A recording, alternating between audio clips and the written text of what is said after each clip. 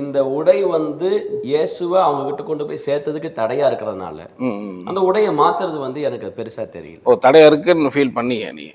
Feel பண்றேன். அப்போ வந்து அது அவங்களுக்கு ஒரு உறுத்தலா இருக்கு, அது தடையா இருக்கு. அப்ப அந்த தடையை வந்து பொதுவாக இந்த ஒயிட் போடும்போது நம்ம அந்த பாஸ்டர் அப்படிங்கிற அந்த அந்த லுக் வைஸ் சொல்லுவாங்க, அந்த ஃபீலுக்கு அப்படி சொல்ல வரீங்களா? அந்த மாதிரி கேட்குறேன். இல்ல, அவங்க மைண்ட்லயே அப்படிதானே இருக்கு. இப்போ உதாரணத்துக்கு பாருங்க, ஒரு போலீஸ் ஆபீசர் வந்து ஒரு காக்கி ட்ரெஸ் போட்டு வந்து நிற்கும் போது அது வேற மாதிரி பாக்குறாங்க. அதே வந்து அவர் சாதாரண டிஷர்ட் ஒரு ஜீன்ஸை போட்டு வந்து நிக்கலாம். ஆனா அவர் அப்ப போலீஸ் ஆபீசரா வந்து நின்னா கூட பொதுமக்கள் வந்து அவரை பத்தி, அவர் ஆபீசர்னு தெரியாதவங்க அவரை ரெகக்னைஸ் பண்ண மாட்டாங்க. அப்ப அதே போலதான் இந்த ஒயிட் ஷர்ட் வந்து பாத்தீங்கன்னா நம்ம ஊழியர்கள் ரெகக்னைஸ் பண்ணுது.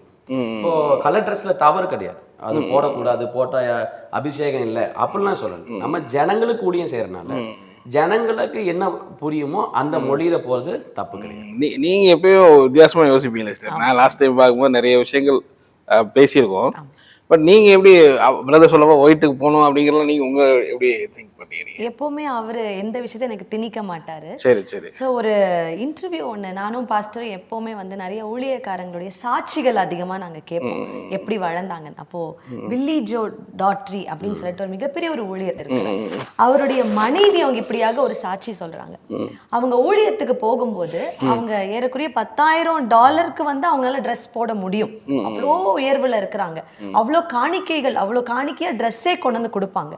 ஆனா அந்த அம்மா மதிப்புக்குரிய தாயார் அவங்க என்ன பண்ணுனாங்கன்னா, தன்னை ஏழ்மையாக காமிச்சிக்க வேணும். அவங்க போற ஊழிய அந்த செட்டப், அவங்க போற இடங்கள் எல்லாம் கிராமங்கள், அந்த மாதிரி ஏழை ஜனங்கள் நிறைந்த இடத்துல அவங்க போகும்போது தன்னுடைய உடை அவங்க அதை மாத்தி எளிமையோடு எளிமையா கலந்து அவங்க ஊழியத்துக்கு போகும்போது அவங்க இப்படியாக சாட்சி சொல்றாங்க, அநேக விசுவாசிகளை ஆண்டவருக்குள்ளாக அவர்கள் கொண்டு வந்தார்களாம். புறஜாதிகளை கூட, கர்த்தர் யாருன்னு தெரியாதவங்க கூட உடைய பார்க்கும் பொழுது ஈஸியா பேச ஆரம்பிச்சாங்க. இப்போ நாங்க அந்த சாட்சி என்னை மிகவும் கவர்ந்தது. அப்பதான் நானும் என் கணவரும் நான் பேசிக்கிட்டு இருந்தோம். இப்போ நாங்க ஊழியம் செய்யற இடங்கள் வந்து கிராமங்கள், நம்ம தமிழ்நாடு என்பது ஒரு கலாச்சாரம் நிறைந்த ஒரு அருமையான பூமி.